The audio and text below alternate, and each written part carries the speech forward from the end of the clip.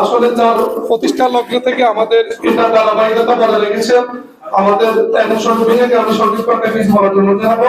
তারপরে আমাদের হাফেজ হুজুরকে বলবো সবার জন্য একটু দোয়া করবেন। আমাদের ইউথের যে সকল সদস্য আছে, বিশেষ করে বুলবুল ভাই, সরওয়ার ভাই, যারা বাইরে আছে, যারা আমাদেরকে বিভিন্নভাবে সহযোগিতা করেছেন, সবাই বাবা ভাইয়ের জন্য সবার জন্য দোয়া করবেন।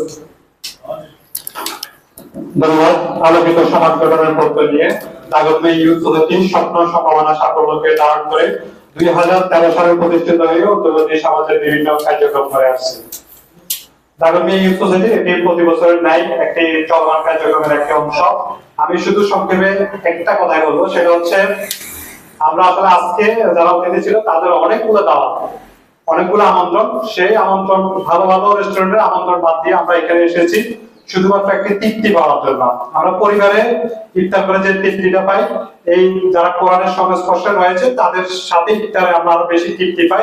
সেজন্য আসলে আমরা দূর দূরান্ত থেকে ছুটে আসি। আর নাগরমে ইউথ সোসাইটি এটি কোনো দান, অনুদান, দয়া বা এরকম কিছুই নয়।